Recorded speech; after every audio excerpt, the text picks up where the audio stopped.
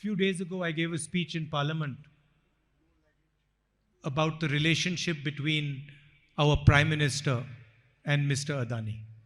I spoke in the most polite, respectful tone.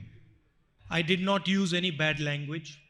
I did not abuse anybody. I just raised certain facts. I pointed out how Mr. Adani traveled with the Prime Minister to foreign countries and immediately after was rewarded by getting contracts in these countries.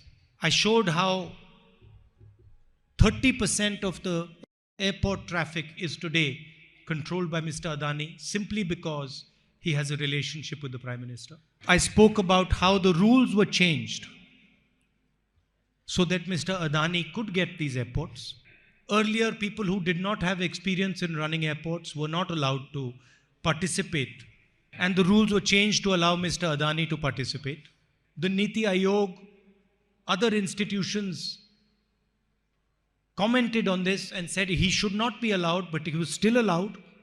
An official in Sri Lanka stated in a meeting in Sri Lanka, in a public hearing, that the Prime Minister, the President of Sri Lanka told him that Mr. Modi had pressurized him to give a contract to Mr. Adani in Sri Lanka.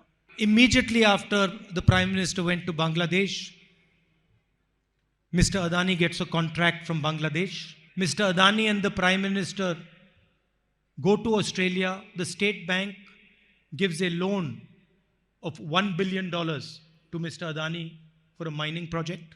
The biggest, most strategic airport, Mumbai Airport, is taken over by Mr. Adani after agencies threatened the people who ran the airport. And after I gave this speech, most of my speech was edited out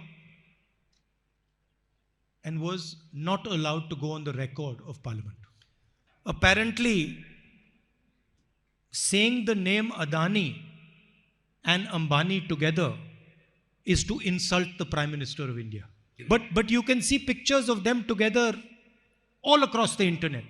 You can see the Prime Minister flying in Mr. Adani's plane. You can see him relaxing, laughing with Mr. Adani inside his plane. Mr. Adani travels on delegations with the Prime Minister to foreign countries. He magically arrives in foreign countries when the Prime Minister is there. And nothing that I said was untrue. It is all factual. And anybody can go in the internet, go to Google, and ask the questions I have asked, and you will find over there. According to the rules, a speech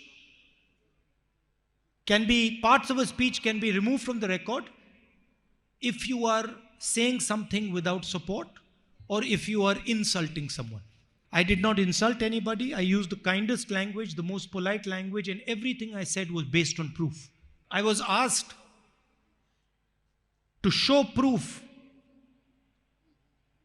with regards to what I said, and I have written a letter to the Speaker with every single point that they have removed and the supporting proof. But I don't expect that my words will be allowed to go on the record. At the same time, the Prime Minister directly insults me.